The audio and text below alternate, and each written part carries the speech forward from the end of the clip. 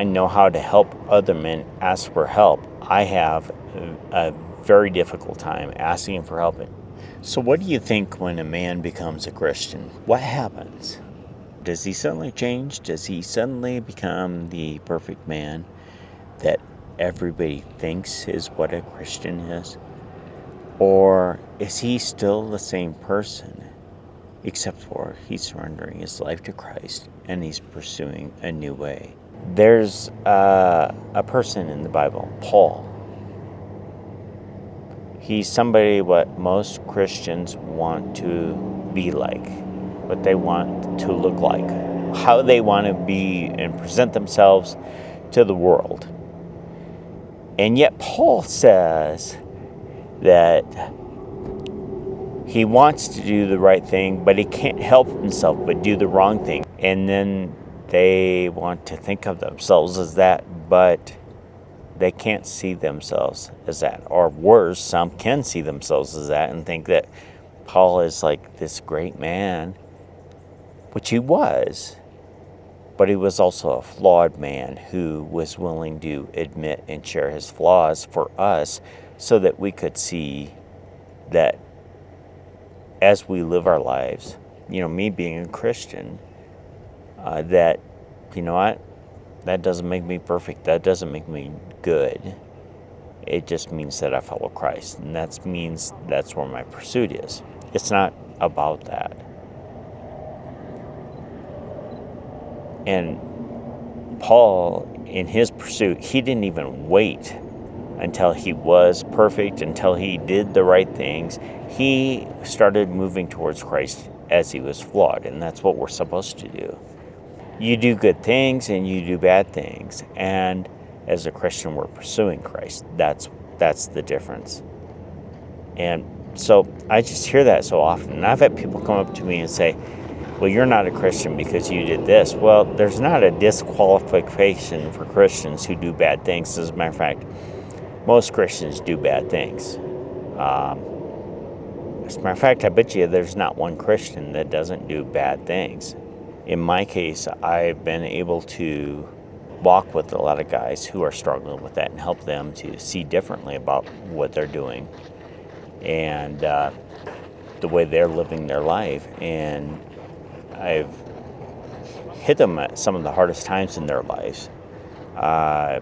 They really reach out to me, and that makes me more like a scout than I would say a shepherd. When I have somebody that I work with, I get them at the worst time, and then very shortly after, they end up working with somebody who helps shepherd them through their problems and their lives, and that moves on. And so it's for a season that I'm with them, and I really enjoy doing that.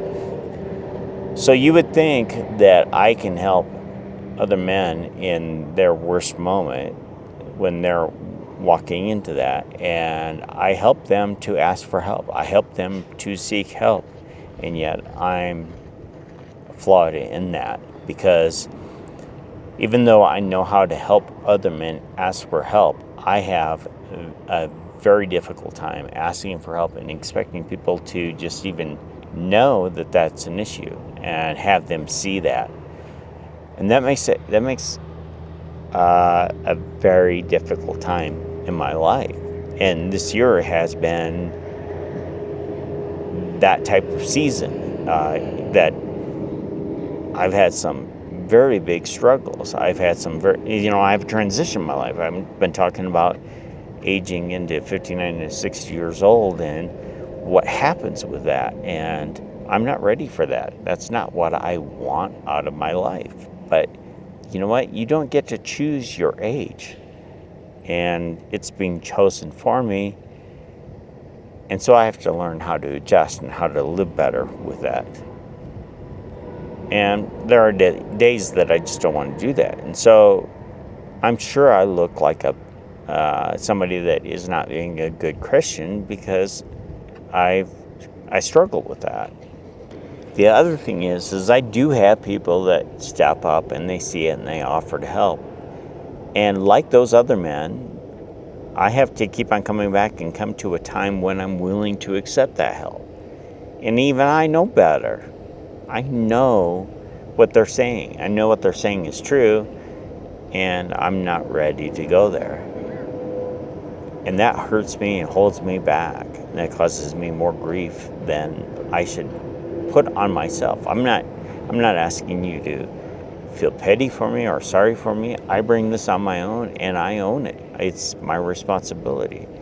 And I'm sure those people get frustrated with me, just like I've gotten frustrated with people that I've tried to help. And we can't make anybody change their minds. They have to do it on their own. And I have to do it on my own to change my mind. But that doesn't mean that I can't walk with other people. And it does not mean that I can't ask for help from other people. I have to get better at doing that. I have to get better at recognizing when I need help and being able to let people help me rather than me trying to control everything. But here's one important point that I know for myself. If somebody does come up and say, well, you're a bad Christian, or you're not a Christian because you do this, I can sit there and say, I'm not worried about that, because I know who I am in Christ, and I know I have that relationship, and I know the person saying that doesn't determine whether or not I'm with Christ. That's between Christ and I. Now, there are people that do good things that aren't Christian, and there are people that do bad things that are Christian. It goes both ways. But it just, I hear that phrase, and that keeps people from being a part of church, that pulls people away from Christianity and the faith, because I think they misunderstand it. And, well, I know they misunderstand it. I know the majority of us as Christians aren't quote-unquote good people, but we do good things and we do bad things. We're people. We're human. And we just chose to follow Christ. That's it.